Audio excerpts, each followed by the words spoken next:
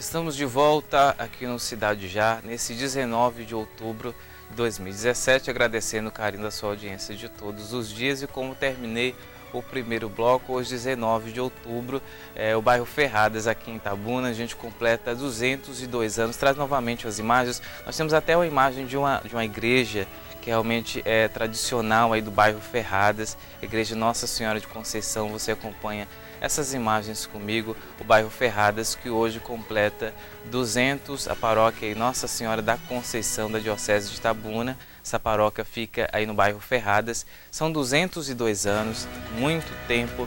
Eu acredito, como eu estava dizendo aqui no final do primeiro bloco, eu acredito que esse bairro precisa de atenção. Gente, isso é um patrimônio histórico realmente muito bom.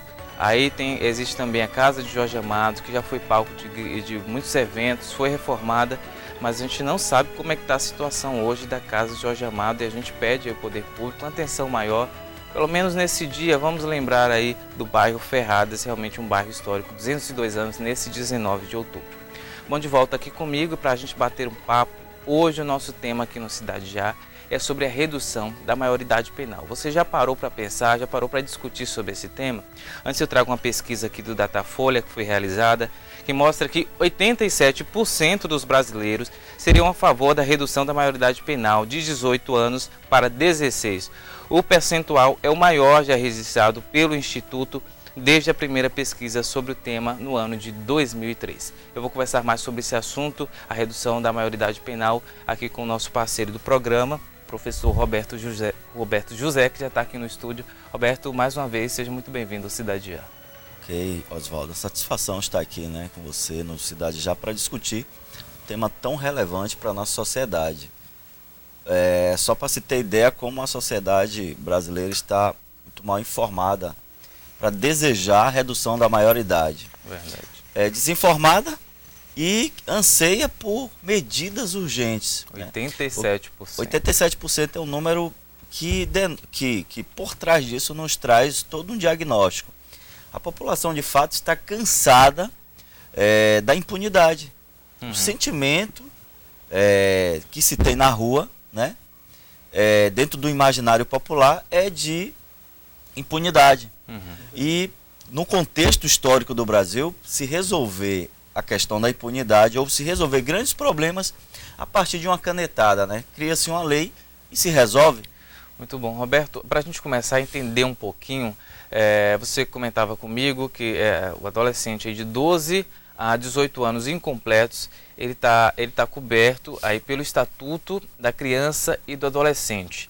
Essa redução da maioridade penal seria para crimes hediondos, e eu gostaria que você explicasse um pouco para a gente, para o público que está em casa também, de que forma é punido esse adolescente que comete hoje com a lei atual, esses crimes hediondos aí de 12 até 18 anos incompletos. Zé Oswaldo, é preciso estabelecer, esclarecer que, embora a lei diga que o adolescente é inimputável, mas ele é e pode ser responsabilizado pelos seus atos, A responsabilização vai desde a advertência até internamento, que é uma medida socioeducativa e meio fechada. Aliás, todas as medidas são denominadas medidas socioeducativas, porque elas visam, na verdade, ressocializar. Agora imagine que você pega de uma canetada só esse contingente de adolescentes e joga no sistema penitenciário, que já não funciona bem. As pesquisas indicam que a taxa de reincidência do sistema penitenciário é em torno de 70%. As penitenciárias no Brasil, elas têm servido como uma verdadeira pós-graduação do crime. Não existe uma política de ressocialização efetiva. Não existe uma política de ressocialização. E se quer resolver na base da canetada, criando leis. Quer ver um exemplo prático disso? São as audiências de custódia, que é algo recente, O sujeito ele vai preso em flagrante, e aquela prisão em flagrante pode ou não ser convertida em prisão preventiva, a partir do olhar do magistrado que está ali. Ora, em Salvador, o percentual de liberação desse pessoal que é preso em flagrante chega a quase 80%. O que a gente começa a questionar, será que 80% de todas as prisões em flagrante ocorrida, por exemplo, em Salvador, são prisões ilegais? Não em absoluto. O legislador, o Estado tem um grande problema, que é a superlotação carcerária, que é o desserviço que a penitenciária tem prestado ao Brasil. Não ressocializa. Tem servido, na verdade, como uma verdadeira pós-graduação do crime. O que é que acontece? Para resolver isso, esse grande problema se resolve liberando essas pessoas. Nós temos também pesquisas que indicam que investir em mais vagas, você tem uma relação direta com a redução de crimes de homicídio. Agora você pega esse contingente de adolescentes e lança nesse sistema que não está funcionando. Quer dizer, por isso que as pessoas, o brasileiro, tem a falsa sensação de que se resolve isso na base da canetada, na base de colocar para o legislador a culpa e ele tem que criar uma lei para funcionar, como se fosse no passe de mágica. O que nós precisamos. E aí, um grande jurista, o Beccaria, diz o seguinte: o que faz o criminoso ou o infrator, no caso do adolescente, a repensar seus atos, não é a intensidade da pena, mas é a infalibilidade dela. O que é isso? Ou seja, a certeza de punição. Um criminoso ou infrator, ele só vai repensar seu ato criminoso ou seu ato infracional se ele tiver certeza de ser preso e punido na forma da lei.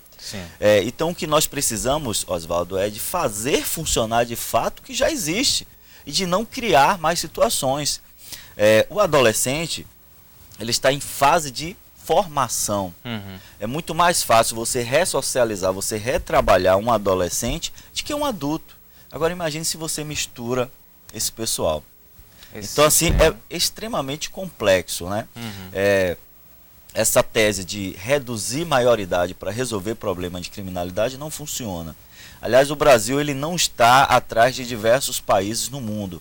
A política em diversos outros países, o consenso internacional é que a idade penal é a partir dos 18 anos. E após isso você tem uma lei especial, que é o Estatuto da Criança e Adolescente, que regula essas situações. O adolescente, embora seja inimputável, ele responde-se por seus atos, né? Desde reparar o dano causado, desde a advertência, ele pode prestar serviço à comunidade, medida semi-aberta, né? E até a medida fechada, né? Que é a medida socioeducativa, e que ele pode ser internado por atos infracionais graves. Perfeito. A gente vai conversar, Roberto, no próximo bloco. A gente continua a conversar. Você que está acompanhando Cidade Já, o intervalo é rápido, daqui a pouco a gente está de volta.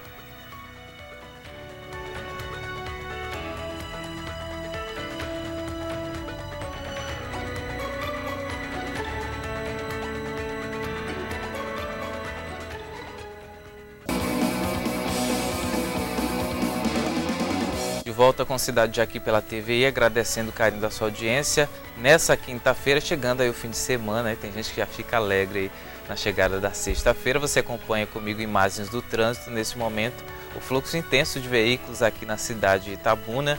No detalhe da imagem, Avenida Juraci Magalhães. Obrigado pelo carinho de todos os dias da sua audiência. De volta aqui comigo, para você que chegou agora. Nosso assunto aqui para a gente conversar no Cidade Já é a redução da maioridade penal. Você é a favor? Você é contra? De que forma você vê isso? E você sabe realmente em que consiste essa redução, em que consiste essa lei? Bom, eu recebo aqui no estúdio o Roberto José, professor, realmente especialista em gestão de cidades, gestão pública e também policial civil, e tem toda competência para falar sobre esse assunto. Roberto, nós falávamos aí sobre a questão dos crimes hediondos, né, da forma de punição desses adolescentes aí de 12 até 18 anos incompletos. Explica rapidamente para a gente o que são crimes hediondos.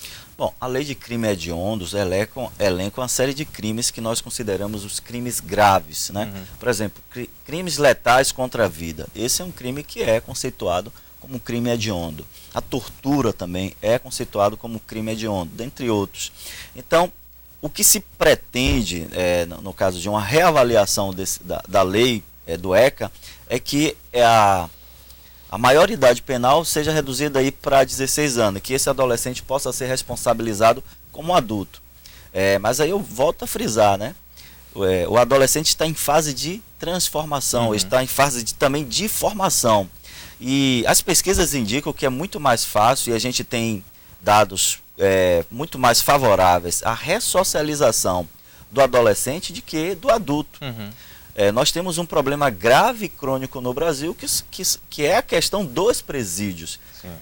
Nós precisamos, Oswaldo, de um novo paradigma para os presídios. Nós precisamos sim de mais presídios, de mais vagas, mas precisamos de presídios que cumpram o que diz a legislação, né? O que diz a LEP, a Lei de Execuções Penais. Ele tem que ressocializar. Os presídios no Brasil, ele tem servido como pós-graduação do crime. Um belo exemplo é aqui a nossa cidade. O presídio foi criado em 2006. Sim.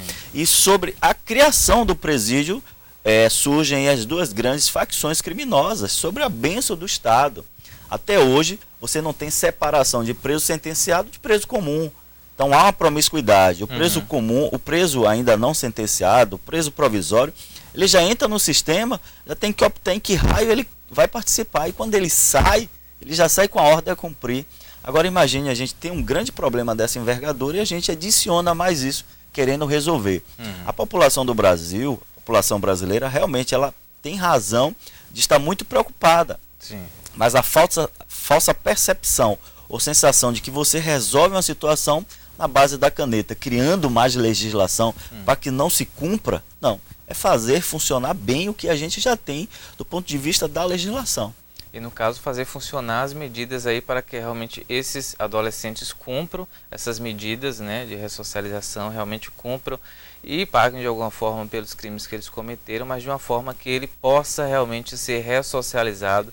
E como você falou, é muito mais fácil para o adolescente ele ser colocado de volta à sociedade de uma forma diferente. Bom, mas não existem aparelhos, né, Roberto, que realmente ofereçam essa condição. No caso, o adolescente aqui, que ele é o juiz aí da vara da infância, o adolescente que ele precisa ser, né, realmente ele submetido à pena, né? Submetido a essa pena. Ele não pode ficar em Itabuna, ele teria que ir para Salvador, Simões Filho, para a Fundação Casa, que Itabuna não existe. É isso. Nós fizemos recentemente um diagnóstico sobre as vulnerabilidades e risco social em Itabuna. Então, para saber quais são os atos infracionais mais cometidos em Itabuna. A gente também percebeu nisso que o adolescente ele é autor e também ele é vítima dessas situações, principalmente dos crimes letais e intencionais contra a vida. E em termos de Brasil, Itabuna fica entre as primeiras cidades. Hoje é a segunda cidade no Brasil, mas já foi primeira. Mas a situação tem piorado.